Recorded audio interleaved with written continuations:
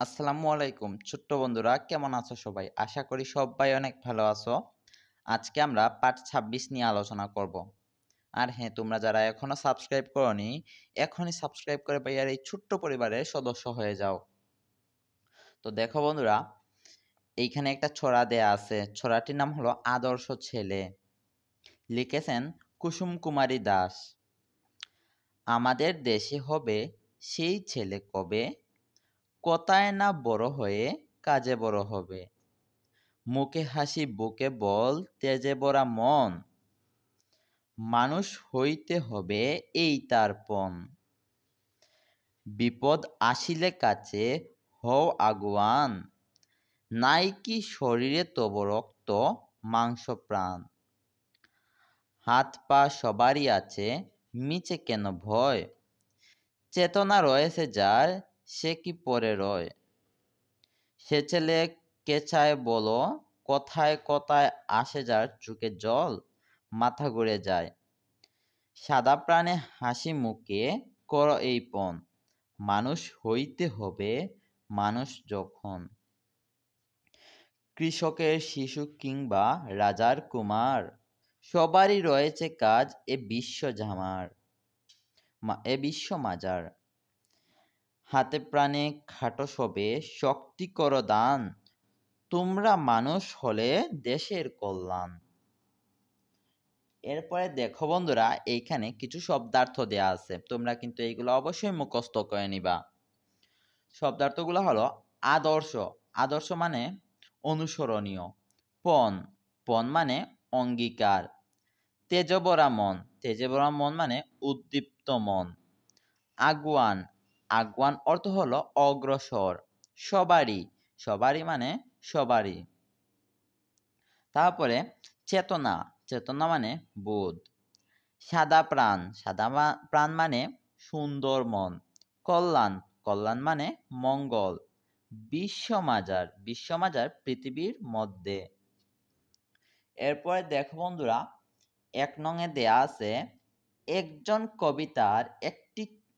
একজন কবিতার একটি চরণ বলি, অন্যজন পরের চরণটি বলি। অর্থাৎ ধরো তুমি কবিতার একটা লাইন বলবা, তারপরে তোমার বন্ধু আর একটা লাইন বলবে।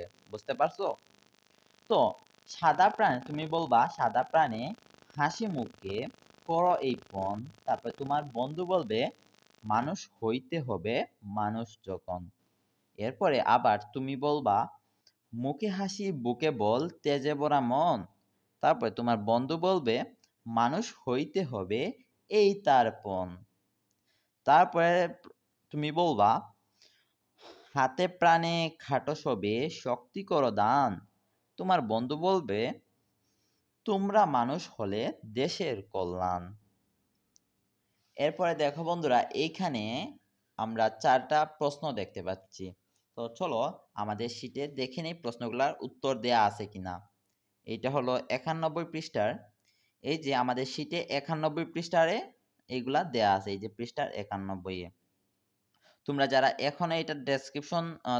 এখনো এটা ডাউনলোড করনি, ডেসক্রিপশন বক্স থেকে এটা ডাউনলোড করে নাও। আর যদি না পাও তাহলে অবশ্যই ভাইয়াকে কমেন্ট করবা, ভাইয়া দিয়ে দেব। তো প্রথমটি হলো, কথায়ের চেয়ে কিসে বড় হতে হবে।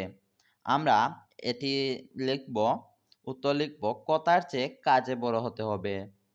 দ্বিতীয় প্রশ্নটি হলো, কেমন ছেলে কেউ চায় না। আমরা এর উত্তরে লিখব, কথায় কথায় যার চোখে জল আসে, মাথা ঘুরে যায়, এমন ছেলে কেউ চায় না। তৃতীয় প্রশ্নটি হলো, শিশুরা কি পণ করবে। আমরা এর উত্তরে লিখব, শিশুরা আদর্শ মানুষ হওয়ার পণ করবে। চতুর্থ প্রশ্নটি হলো, কিভাবে দেশের কল্যাণ হবে। আমরা এর উত্তরে লিখব, দেশের ছেলেরা আদর্শ মানুষ হলে দেশের কল্যাণ হবে।